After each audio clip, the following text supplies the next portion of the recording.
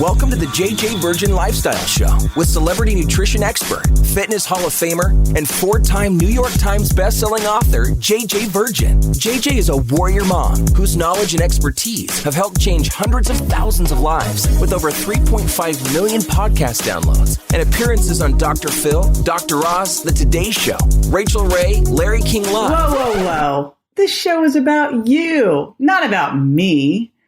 I want to help you find practical, real-world ways to dial in your health and mindset so you can finally lose that weight and feel strong and energized.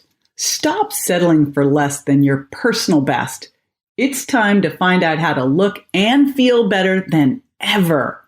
And I'll be right here with you the whole way. Hey, it's JJ. Welcome to the podcast. This is going to be one that you are going to want the notes for. You can get them at jjvirgin.com/EMFit. EMFit. And here's why. So today we are talking about how much exercise should you really do? And I've got the perfect guest for you who's going to share her story about how she kept increasing her exercise to get those results, and her results kept getting worse. And so she did more and they got worse and more and they got worse. And she's like, how do I figure out that perfect equation to know exactly how much I should do? And, I talk about how our body isn't a bank account, it's a chemistry lab, and food is information. Well, exercise is too. And exercise can be therapeutic or destructive. It's a drug. So you got to know the right amount for you. And just like we become our own personal health detective for food to figure out which foods work for us and which foods don't, we need to start doing the same thing for exercise to really dial in the right workouts for us. And this is really, really important because, again, more is just more. It's not better. And quite often, a lot of times, if you are exercising, it's shifting the type you're doing or taking it down and improving your recovery that makes all the difference. So let me tell you a little bit about our guest today. It's Emily Schromm. I was at PaleoFX, which I had so much fun being at this past year, and I'll be there again this coming 2019 in April. So join me there. And I was with Emily Schromm on a panel. I was with her. I was with my buddy Mark Sisson of Primal Kitchen and Mark's Daily Apple. I've known him for 30 years. And Emily and I became fast friends. She's a personal trainer. She's a nutritional therapy practitioner, and she is an entrepreneur helping others empower themselves through food and movement. She has online programs, and she's kind of a serial entrepreneur. I was like, okay, maybe we have to do less, Emily, in your business. Kind of busted her chops a bit. But she has a backpack turned weight training invention. I'm completely enthralled with this, called the MPAC. She's got a podcast called Meathead Hippie. She'll tell you how that came to be. And also her holistic T-Link herbal element. Welcome to the show, Emily Schromm. I'm so glad you're here with me today. It's wonderful to be here, JJ. Thanks for having me. My new pal. This is so fun. I know we're hanging out all day today. This is great. Right. And I know I've got to just bring this up because you have this Meathead Hippie thing. What, where did that come from, my friend? So when I first started my podcast, I was all like, let's focus on branding and make everything. I had so many things going on. I was like, let's streamline. So I called it MFit Radio, which was kind of, MFit training programs, my online challenges. And it just did not light me up. Like there was just something about it that I didn't care about it. It was too boring. And so I was having a conversation with my boyfriend, and I don't know what it was. We were probably at the gym doing bicep curls when I was talking about how much I love. Of course you were. That's of course what you were doing. How much I love flower essences. And it was just this crux of, I'm an ultimate meathead hippie. I love fitness. It's how I started in my career. It is truly what lights me up. But at the same time, more so the last 5 years, I've realized the components of whether it's nutrition, whether it's a little bit of gut health, whether it's a little bit of stress management, and going and laying in a float tank for an hour or two, that component has to be a piece of my life or I fall apart. So the Meathead Hippie was born. It's perfect. And of course you live in Colorado, which is your perfect place for you to be living too. So yes, it is. It's just nailed. And we're going to be talking today, and this is such an important topic because one of the things I've said is that exercise, I always talk about your body's a bank account, or isn't a bank account, it's a chemistry lab. And people think of that in terms of food, but it's also true in terms of exercise. And what was super interesting to me back when I was in exercise physiology grad school is that we didn't even have a textbook back then on hormones and exercise. Like the endocrinology and exercise textbook came out years later. Like no one even talked about it, everything. And so now we can look at exercise very differently. And so I get asked all the time, what kind of exercise should I do? And what I see with a lot of people is they're either doing nothing, okay, but that's not most people listening, or they're overdoing it. And if they're not getting the results that they want, their response is to do more. Yes. Ugh. And that's not good. So that's what we're going to talk about today is how do you know what you should be doing, how much you should be doing, what the right workout for you is. This is like such great stuff. We've never talked about this before. And I'm really excited. I'd love to know first, like how the heck did you start to even get into looking at that? For sure. So I played soccer growing up and I always would consider myself an athlete, but that did not mean that I always considered myself happy in my own skin. It took a long, long time for me to look in the mirror and like what I saw. And it took a process of kind of hitting. You didn't like what you saw. Oh my gosh, you guys have to, we'll link in the show notes. And the show notes are going to be jjvirgin.com/MFit. That's EMFit. But like this girl, like I'm taking your picture and I'm putting my head on it as my inspiration. No, well, this is the thing. It's one of those things. I was always an athlete in my head, but I had no idea about food. I had no idea that my chronic gut issues were connected to my mood swings and my really dark days. I had no idea that I was swollen. I had no idea that my acne was something that I wasn't just going to grow out of. There's all these things that I just lived wasn't that with. A horrible thing to all of a sudden go, wait, this didn't go away. Go away, and it's actually getting worse, So there was so many things that happened around the same time that I actually started reality TV. So there was a show that I did, Real World. It was kind of this accident that I got on. I think the best things in life are accidents. You just keep saying yes and opportunities happen. And all of a sudden I was watching myself on TV and realizing, I can deal with not liking what I see in the mirror, but now I'm being faced with some serious, oh shit moments. Like I really don't like what I see. And now the world is seeing it as well. And it was just this moment of why don't I like this? What is it about myself that I want to change? And it was everything. There was nothing that I could say, I'm proud of this. I'm proud of this. I like this. I couldn't even begin to start a list of self-love. It was total bullshit to me. I couldn't even wrap my mind around it. And so the only thing I knew to do was to run away. And so I ended up going from Starbucks in Missouri, which was where I was going to college at the time, to Starbucks in Colorado. And that worked temporarily. That worked, the kind of honeymoon stage of the mountains and snowboarding and learning this new lifestyle, total finding my niche in Colorado. But it went away because at the end of the day, I still didn't like what I saw in the mirror. And so for me, it was this, how do I connect with myself again and stop running away from it and make a change? And the only thing I knew to do was to move and to feel myself be strong. And so that was when I started to make some commitments to the gym. I had always gone to the gym, but I had no idea what I was doing. There was no program. There was, I was replicating what I would see some dudes do. And I was, doing the in and out machines with my legs and some hamstring curls. And then I would run on the I would just do cardio because I just didn't know what else to do. That's what we all used to only do at the gym. In fact, they used to tell us that I remember this when I was in school, because I was always the one going, let's just all lift weights. I would go to Gold's Gym in Venice. Everyone lift weights. And they go, no. You shouldn't lift weights till you lose weight. You should only do cardio. Isn't that going to make you crazy? God, it's a hard habit to break because it's just like the low fat paradigm, it just right? Seems like I'm burning so many calories and I'm so much hungrier. Yeah, you feel so successful. It's true. It's like, I still do that. If I go on a run and that's all I did, I would still check that box. I would feel like a badass because I did something, And so I do get the cardio component in some degree, but I still was not seeing the changes I wanted. So I was seeing some changes, but really it happened when I found my love for barbell. I started doing Olympic lifting. I'm not a proponent of CrossFit, but this is kind of CrossFit opened the door to that style of training. And it was big for me for a couple years. I competed and I was die hard into it. And it really did open up my mind of, I don't care about the scale and what I weigh. I care about the output that I can give. What can I lift? What can I do? What is my body capable of?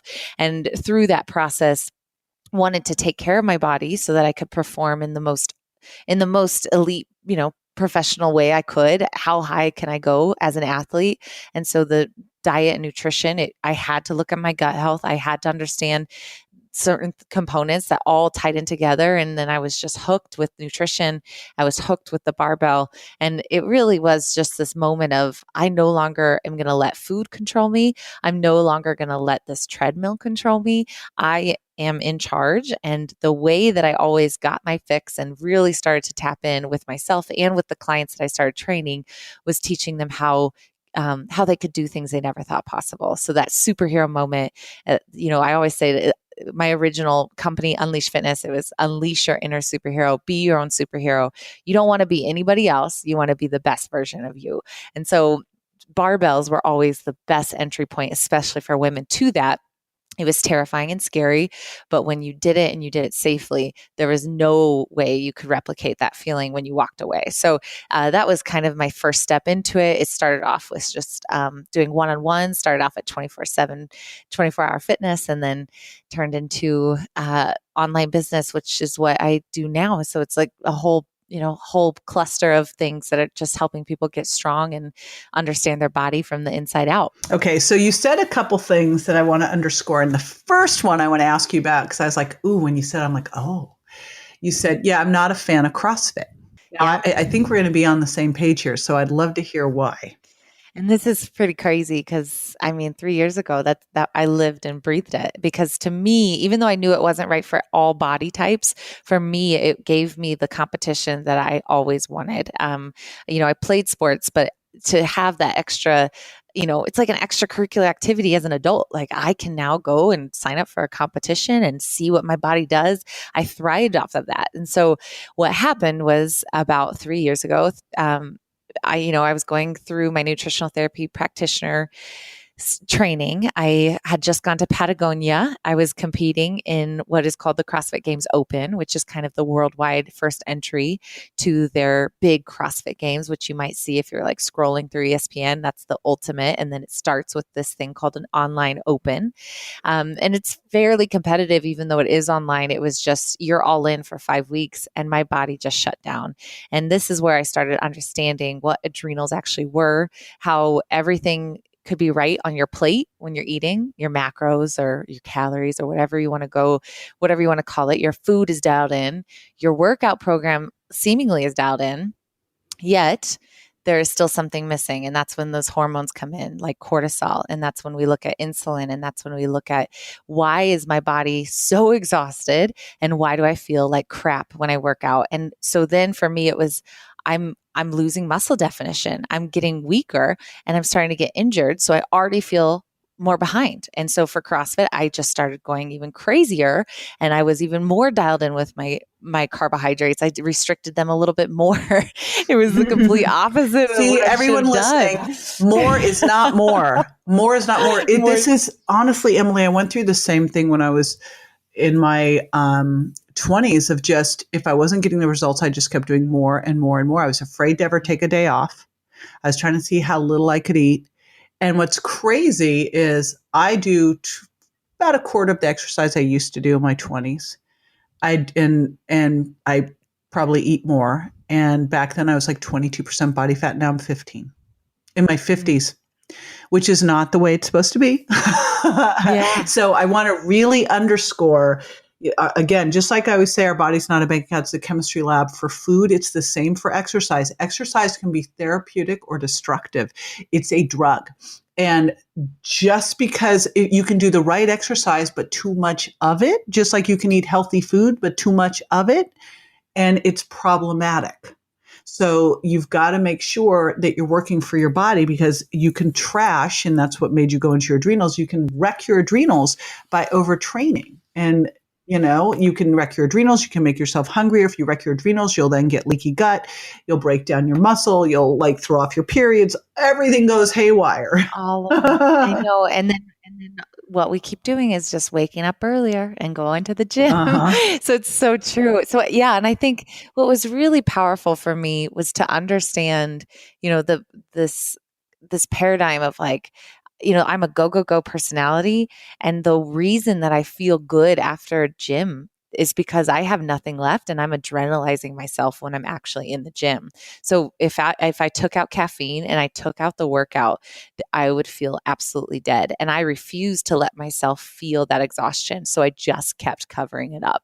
I just kept drinking more coffee and then some pre-workouts. And then I would work out. I would feel really good. I would crash. And then I would just re-energize myself with some other stimuli so that I could keep going. And so it took finally an SI injury, a hip injury, a torn labrum, and then a moment of I am clearly failing. Like I was in a competition and I tanked. I crushed the first workout. The second workout came that day. And I just remember just crying. I had no emotional, it felt like I was just so empty that the only way to get out of it was just to sob and weep. And I'm not a crier. I'm not emotional. I was like, where is this coming from? Why do I feel so empty?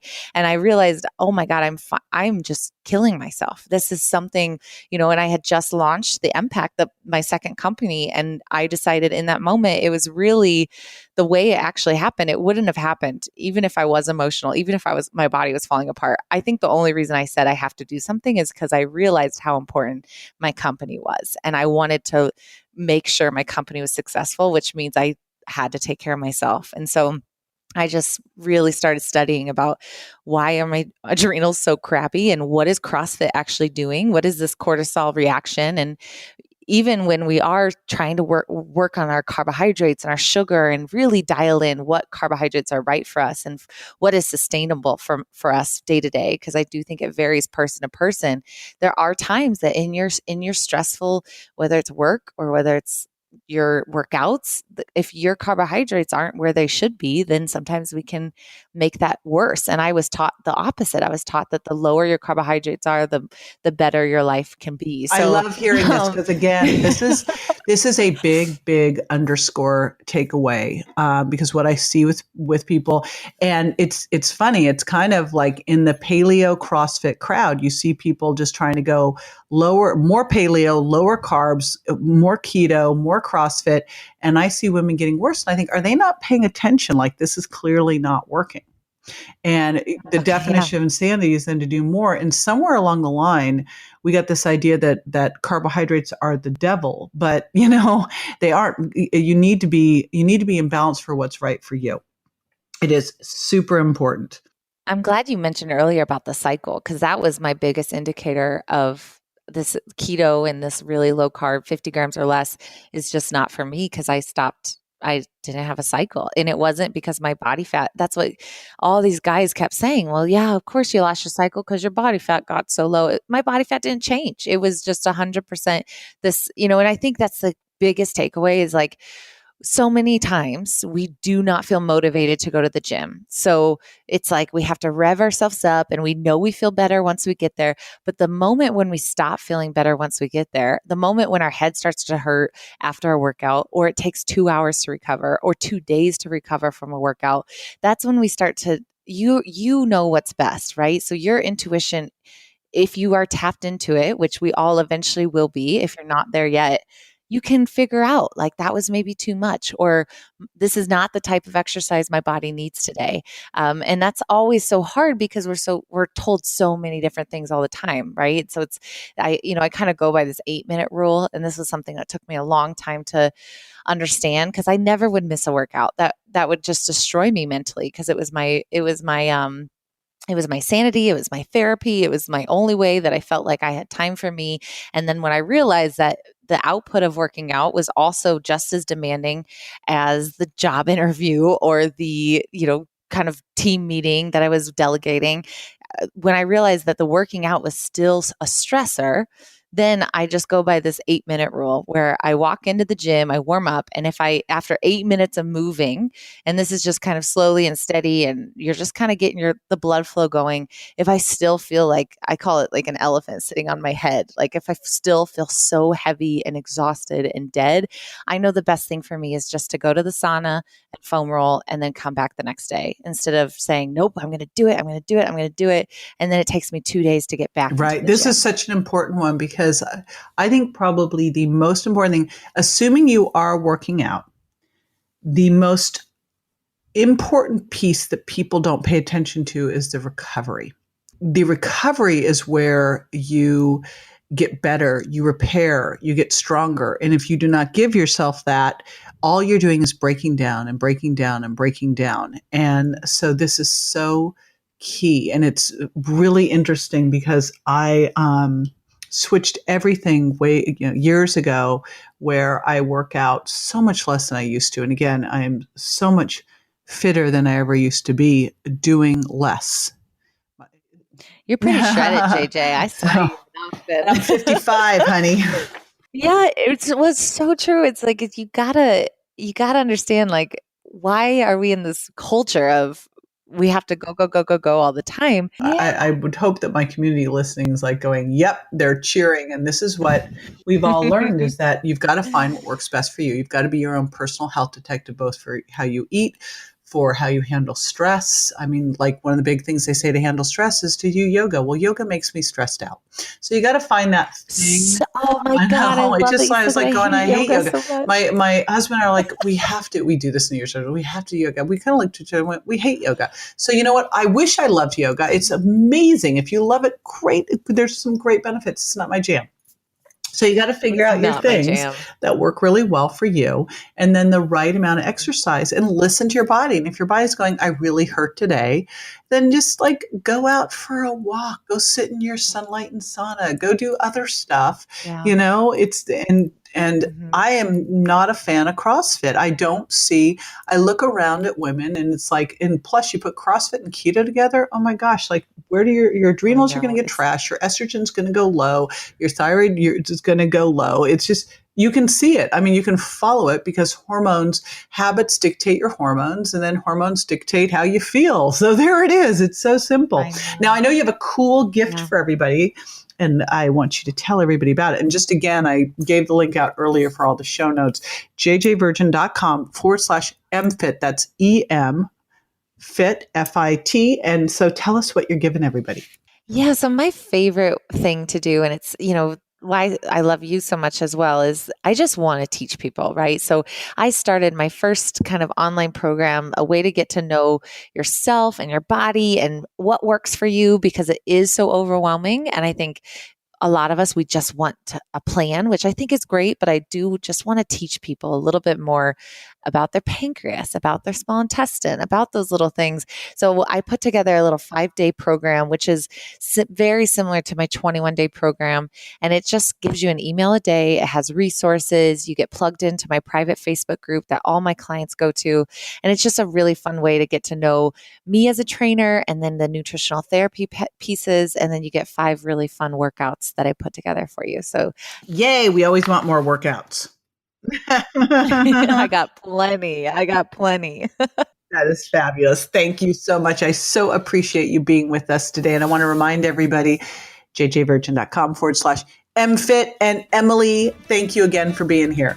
Thank you, JJ. It was my pleasure. All righty. Now, after the break, I'm going to be answering a listener's question. So stay with me.